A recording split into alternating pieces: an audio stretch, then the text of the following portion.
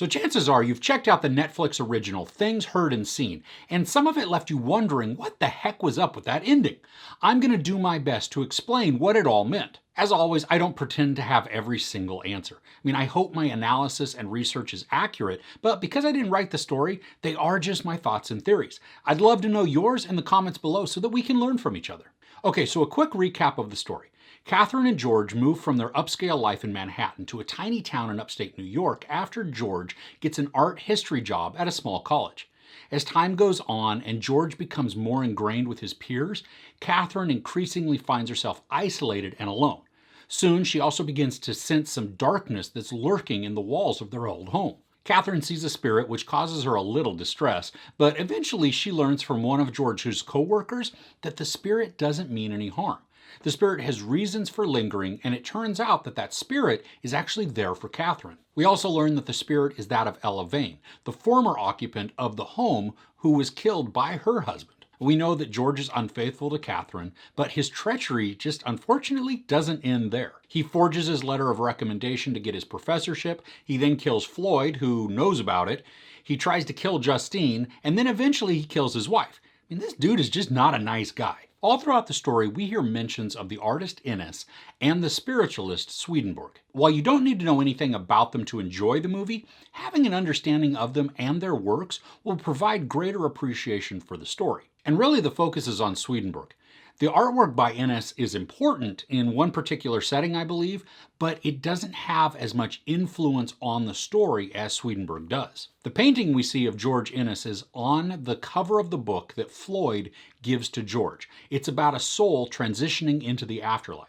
Now, according to the George Ennis biography website, Ennis held the idea that everything in nature had a corresponding relationship with something spiritual, and then it received an influx from God in order to continually exist.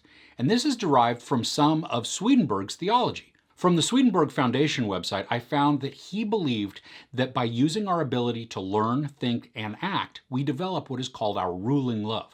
So if our ruling love is directed towards doing good for others, then we're on the path to heaven.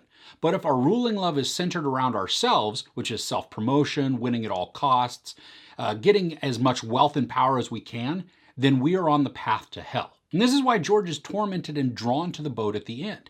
We see the final shots of the film closely resemble Ennis's painting, The Valley of the Shadow of Death. But we also see that as George is sailing, there's an upside-down cross in the sky, which symbolizes that George is really heading to hell, which Swedenborg discusses as being the opposite of and furthest away from heaven. George's boat is consumed by what looks like a lake of fire, again symbolizing hell. Swedenborg theology also has a concept of usefulness, meaning everything that has been created exists for a reason. Everyone is born to fulfill some heavenly purpose in the design of creation, but some people choose to reject their God-given calling. So instead, they do acts that are entirely self-serving.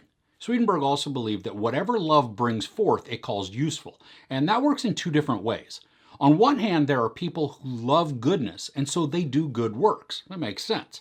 And on the other hand, there are people who love evil and find it useful to act in selfish and cruel ways. So whatever works best for them is what they call useful, even if it is harmful to other people. And because we have free will, we get to decide which direction to go.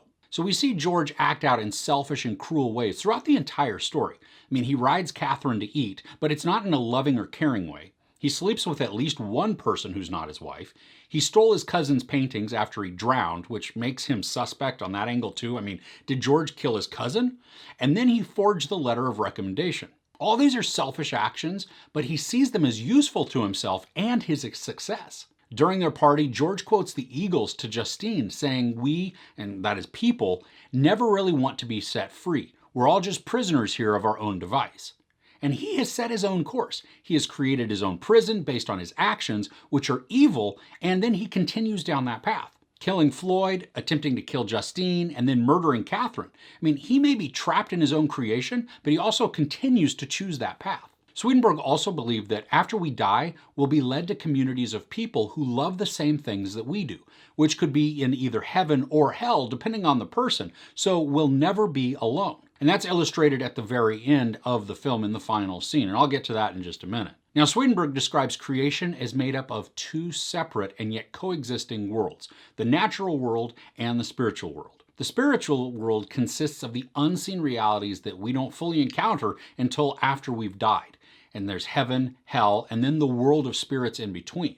And this is where Ella Vale is. She has been visiting Catherine, and now this is where Catherine is going to reside after George brutally murders her. So in the final scene of the film, and probably one of the most confusing or seemingly vague scenes, we hear Ella and Catherine whisper as George is on the boat in the middle of the storm. They say the gates of hell are only visible to those about to come into it. He who is evil is also the punishment of evil. Damned, damned, damned. They never win. Damned, damned. The world of spirits is not heaven or hell. We stand between the two. We have lost our children. Because of you, we are joined in spirit.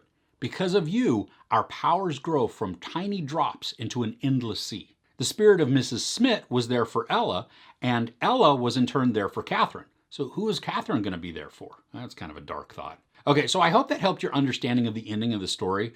Do you agree with this explanation? I'd love to hear your thoughts and theories. Let's continue the discussion in the comments below, please. If you enjoyed this, please give it a like. Also, don't forget to share and subscribe. I'm Chris. This is Movies and Munchies. Thanks for couching with me.